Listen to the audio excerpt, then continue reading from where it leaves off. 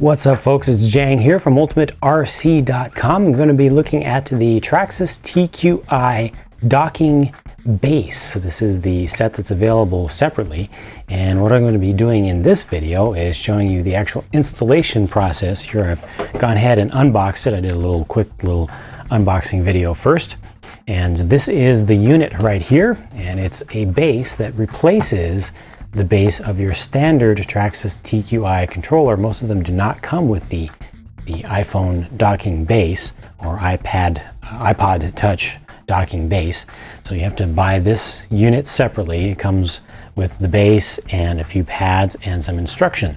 And what I have here is just a regular old second generation iPod Touch that I picked up for cheap off of eBay because I am cheap, and I have to be cheap in order to be able to afford infinite numbers of RC products to test for you guys.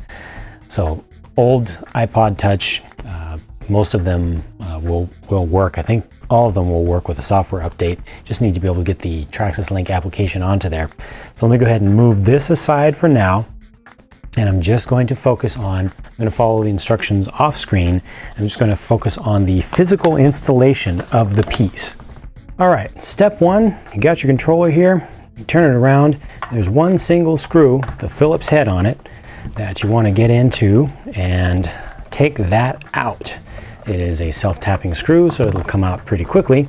And once you have that out, you can tilt the base of this, tilt the base out, and then it actually hooks under here, just pulls right off. After that, there's going to be one more screw, and that screw is right here. That also needs to come out.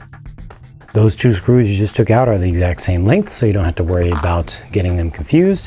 And then there's also a power lead right here. That's how all the power gets from the battery tray on the bottom up to the goodies of the unit. So you need to detach that. It's a little two-prong JST connector, and there you go. The entire old base is now off.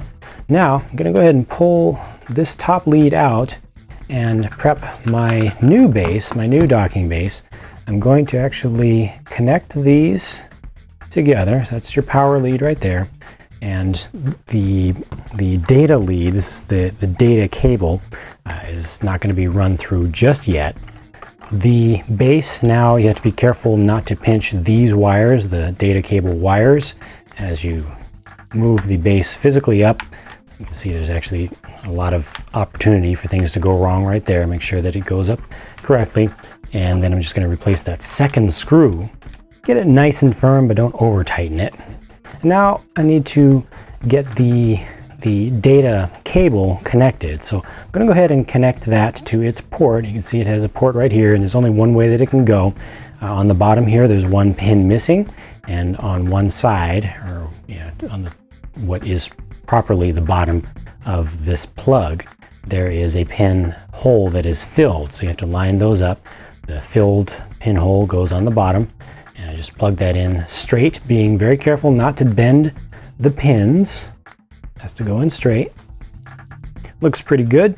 And then just route these wires behind the two little hooks carefully. There's plenty of room for the wires to fit in there. So there you see the data cable's in, and then I'm just going to slide the power cable into that same channel. And again, there's enough room, just like so. I'm going to make sure that these top ones are down far enough because I don't want to pinch those when I put the back on. Speaking of which, that's all routed now. So then the back just goes on, and first of all, you got to get this kind of hooked underneath. That's why you don't want these wires to be pinched at all. Hook this underneath, and then just hinge it right in, and then reverse the original process. It's one single screw here. Now, on the instruction sheet on the back page, they give you this little table here that correlates with which of the foam pads that are included you want to use depending upon which exact device you have. Different devices have different thicknesses that Apple has released, and they show you exactly which ones that you need to use. So I'm using a second generation iPod Touch here, and it says to use the 4mm and 3mm pads. If you have any questions about which is which, you can just look at them side by side, just arrange them, and you will quickly see just the order that they're in, and it's just 1, 2, 3, and 4mm. That simple. And this is calling for the 4 and 3mm, so it's just the 2 thicker ones. Now I'm going to need to remove this sticker right here, which has the QR code on it. It's very convenient if you've got an internet connected device to be able to just take a shortcut directly to the Traxxas Link application that you're going to download to your iDevice from the App Store. But mine actually, I'm just going to use iTunes and the USB connection to download directly. And I'm going to actually open up the clamp down here. There's a lever back here, and you can see it just opens up like so. It just opens up, and that's just going to give me a little bit more room. Take the sticker off, and then I can be a little bit more careful than that. Don't want to leave residue behind. And then I'm going to put the pads down underneath of here.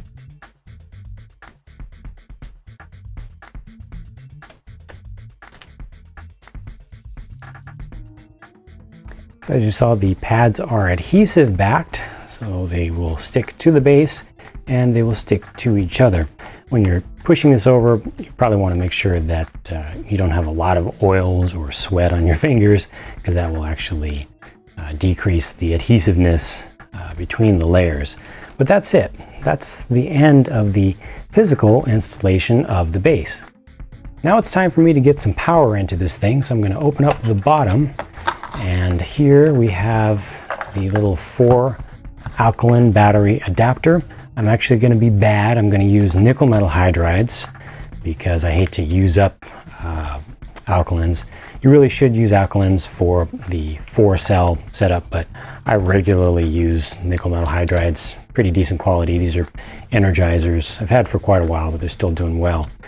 They do have enough strength to give me quite a lot of range with these systems. I have tested them out pretty darn far, but it's at your own risk if you use 4 AA's. You can use a 5 nickel metal hydride receiver pack, a standard hump pack, to put in here, like those used on nitro cars, and Traxxas does sell a set with a charger also.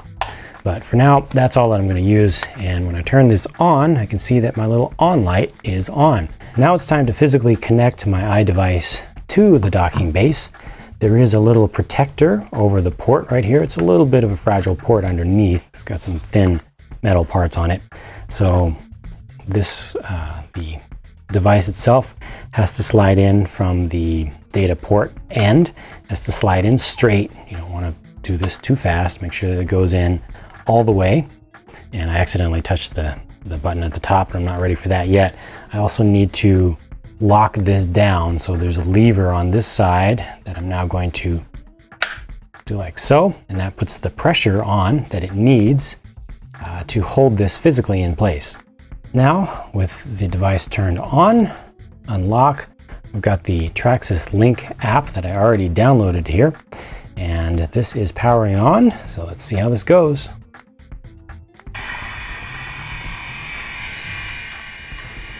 Yeah, Traxxas, the fastest name in radio control. So that's cool and exciting and all, but you can skip it by just hitting the screen anywhere once. And now there's a little bit of a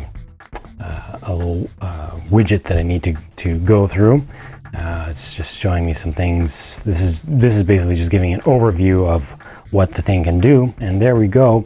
Traxxas Link application is loaded.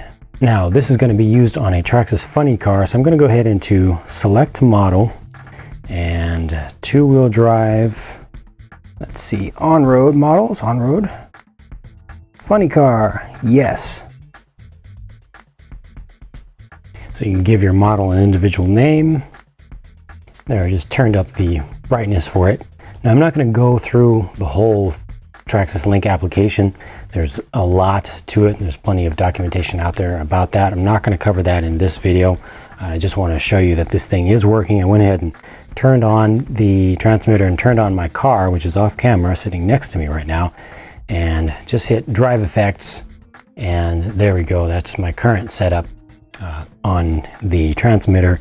And just to show you that it is making a connection with my car, I'm going to go into the garage, and I just want to show you launch control for this one. I just heard a couple of clicks on the car itself, and I'm going to turn the knob, the launch control knob here, and watch how they just in real time it's showing you exactly what's going on there. So that's super cool. This is definitely going to be a fun thing to play around with a lot.